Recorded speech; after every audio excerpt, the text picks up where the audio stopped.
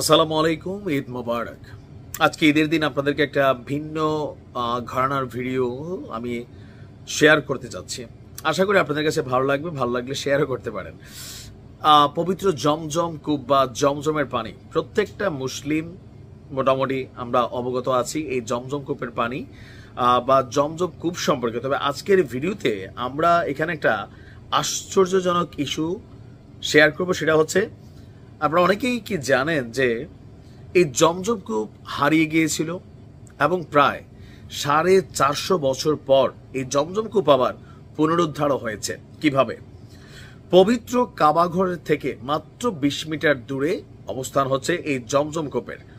ঐতিহাসিক বর্ণনা অনুযায়ী জুরহুম গোত্র, আপনারা জানেন যে আরবকে অনেকগুলো গোত্র সময়ে সময়ে শাসন করেছে, আর আরবরা একাধিক গোত্রে বিভক্ত ছিল। তো এর মধ্যে একটা গোত্র ছিল জুরহুম গ্রুপ। জুরহুম গোত্র যখন মক্কা শাসন করছিল তখন তাদের মধ্যে ধর্মীয় অবক্ষয় এবং পাপাচারে লিপ্ত হওয়ার প্রবণতা দেখা যায়। তারা কাবাঘরের পবিত্র মালামাল লুণ্ঠন এবং চুরি করতে শুরু করে এবং জমজম কূপের পানি ব্যবহারে অন্যদেরকে বাধাও দিত। এই পাপাচারে লিপ্ত হওয়ার কারণে আল্লাহর হুকুমে একসময় জমজম কূপের পানি শুকিয়ে যায় এবং সংস্কারের অভাবে একসময় কূপের স্থান বালি ও মাটি দিয়ে ভরাট হয়ে যায়।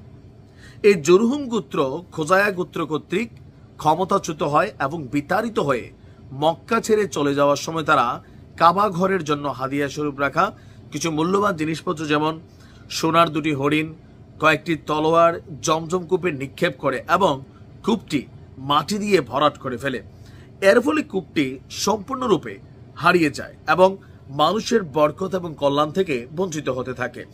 এইভাবে একদিন দুদিন নয়, প্রায় গুনে গুনে 450 বছর ধরে দৃশ্যত জমজম কূপ মানুষের চোখের আড়ালে মাটি চাপা পড়ে থাকে। ক্যামব্রিজ ইউনিভার্সিটি প্রেস 2009 সালের ডিসেম্বরে একটি আর্টিকেল প্রকাশ করে। দেখেন, এইসব গবেষণা আমাদের করা দরকার ছিল, কিন্তু করছে কারা?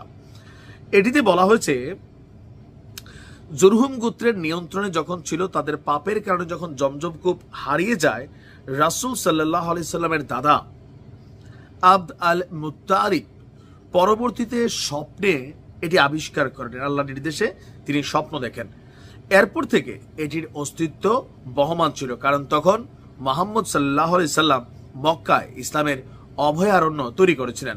এই আর্টিকেলটি বলছে, জমজম কূপ হারিয়ে যাওয়ার অনেক পরে নবী করিম সাল্লাল্লাহু আলাইহি সাল্লামের দাদা মুত্তালিবের সময় এটি আবার আবিষ্কৃত হয়। আব্দুল মুত্তালিব ছিলেন কুরাইশদের গোত্রপ্রধান এবং তিনি অত্যন্ত ধার্মিক এবং সম্মানী ব্যক্তি ছিলেন। আব্দুল মুত্তালিব অনেকদিন ধরেই জমজম কূপের সন্ধান করেছিলেন, কিন্তু সঠিক অবস্থানটা কেউই জানত না। তো একদিন তিনি স্বপ্নযুগে এই জায়গাটাকে চিনেন। স্বপ্ন তাকে জমজম কূপ খননের জন্য আল্লাহ নির্দেশ প্রদান করেন এবং কূপের সঠিক স্থানটিও নির্দিষ্ট করে দেখিয়ে দেওয়া হয়। স্বপ্ন থেকে ওঠে, মানে ঘুম থেকে ওঠে আব্দুল মুত্তালিব বিষয়টি নিয়ে চিন্তা করেন এবং আল্লাহর নির্দেশ মেনে চলার সিদ্ধান্ত নেন। তিনি তার পুত্র হারেসকে, মানে কেউ কেউ বলছেন যে ওনার নাম জায়েদ বা অন্য পুত্র, ওনাকে সঙ্গে নিয়ে স্বপ্নে দেখানো স্থানে খনন কার্য শুরু করেন। এই খনন কাজটা আবার তৎকালীন সময় খুবই সহজ ছিল না, কারণ কূপটি বহু বছর, মানে প্রায় 450 বছর ধরে মাটির নিচে চাপা পড়েছিল। খননকালে কিছু কুরাইশ নেতা আব্দুল মুত্তালিবের এই কাজের আবার বিরোধিতা করেন এবং খনন কাজে নিজেদের অংশীদারিত্ব দাবি করেন, কিন্তু আব্দুল মুত্তালিব তাদের বোঝান যে তিনি এই কাজটি আল্লাহর নির্দেশেই করছেন। তো জমজম কূপ একসময় ময়লা আবর্জনায় কালের গ্যাসে হারিয়ে যাওয়ার পরে, যখন আপনার এটা সম্পর্কে বিভিন্ন বাণী আছে যে আপনার আমরা যদি দেখি সেই থেকে আপনার স্বপ্ন দেখানোর পর তার সবচেয়ে প্রিয় পুত্র ছিল রাসূল সাল্লাল্লাহু আলাইহি ওয়াসাল্লামের বাবা আব্দুল্লাহ। তার অন্য ছেলেরা এই ছেলেকে কুরবানি দিতে নিষেধ করে 100 উট কুরবানি দেওয়ার কথা বলে।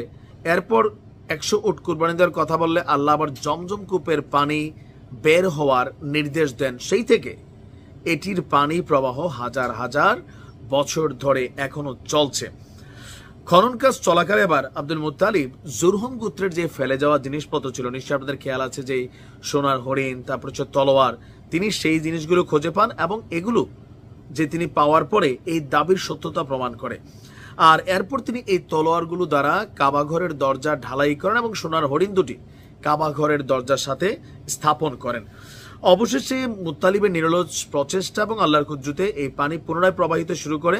কূপটি আবার আবিষ্কৃত হওয়ার পর থেকে এখন পর্যন্ত এটি চলমান আছে, আর এভাবেই বরকতময় সেই পানিটি ফিরে আসে।